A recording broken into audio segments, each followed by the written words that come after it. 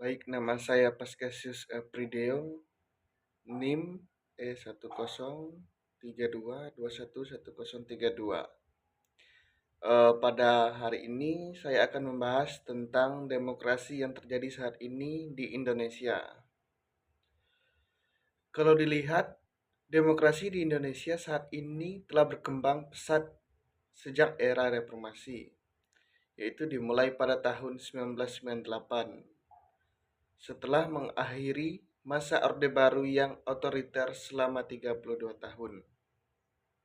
Indonesia mengalami transformasi politik yang signifikan untuk menuju sistem demokrasi yang lebih terbuka dan partisipatif.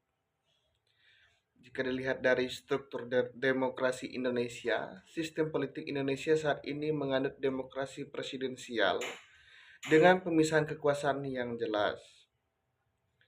Presiden dipilih langsung oleh rakyat untuk masa jabatan 5 tahun dan dapat dipilih kembali untuk satu periode. Bisa dijelaskan saat ini berarti presiden dapat memiliki masa jabatan atau periode 2 kali dalam pemilihan untuk presiden.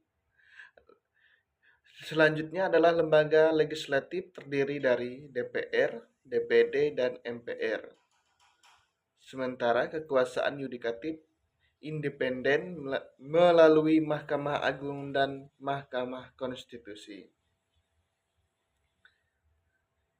Selanjutnya adalah perkembangan positif. Indonesia telah mencapai kemajuan demokratis yang mengesankan. Pemilihan umum dilaksanakan secara rutin, bebas, dan adil sejak 1999. Kebebasan pers mengalami peningkatan drastis. Media massa dapat mengkritik pemerintah tanpa sensor berlebihan. Masyarakat sipil berkembang pesat dengan bermunculnya berbagai organisasi non-pemerintah, kelompok advokasi, dan gerakan sosial. Desentralisasi kekuasaan memberi otonom lebih kepada daerah, memungkinkan inovasi kebijakan lokal dan partisipasi masyarakat yang lebih dekat. Ruang kebebasan berekspresi dan berkumpul juga menjadi semakin terbuka, terlihat dari maraknya demokrasi dan diskusi publik tentang berbagai isu. Jika dilihat dari tantangan yang dihadapi, yaitu meskipun ada kemajuan, demokrasi Indonesia menghadapi beberapa tantangan serius, seperti polarisasi politik yang semakin menguat, terutama yang berbasis identitas agama dan etnis. Fenomena politik ini kerap dimanfaatkan untuk meraih dukungan politik yang berpotensi mengancam polarisme dan toleransi. Dan juga korupsi masih menjadi masalah struktural yang menghambat efektivitas pemerintah dan kepercayaan publik. Meskipun KPK telah melakukan pemberantasan korupsi, praktik ini masih mengakar di berbagai level pemerintahan. Intoleransi terhadap kelompok minoritas bagi agama maupun etnis menunjukkan tren yang mengkhawatirkan, terutama kasus-kasus diskriminasi dan kekerasan berbasis identitas yang terjadi di berbagai daerah. Media sosial dan informasi di era digital membawa dampak ganda bagi demokrasi Indonesia. Di suatu sisi, media sosial memungkinkan partisipasi politik yang lebih luas dan akses informasi yang lebih mudah. Dan di sisi lain, penyebaran berita bohong atau hoax dan ujaran kebencian melalui platform digital menjadi ancaman serius bagi stabilitas demokrasi di Indonesia. Selanjutnya adalah evaluasi kualitas demokrasi.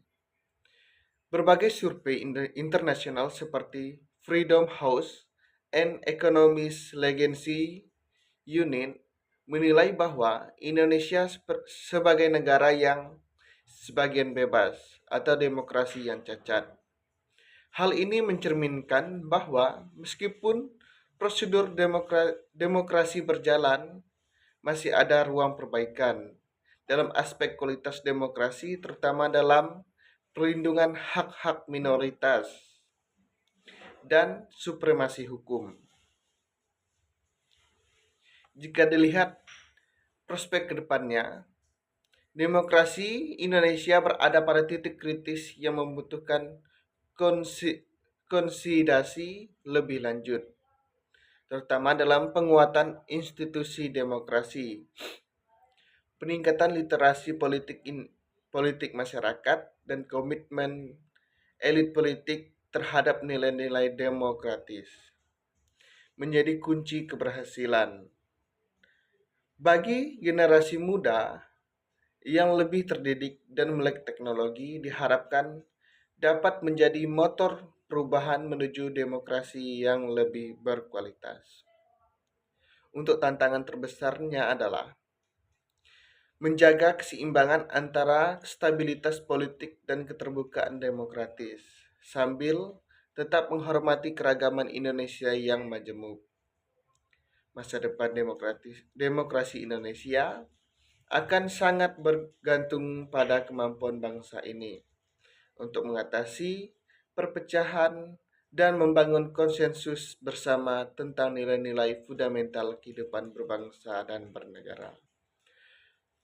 Uh, Mungkin itu saja yang dapat saya sampaikan pada pertemuan kita hari ini atau video yang saya buat hari ini.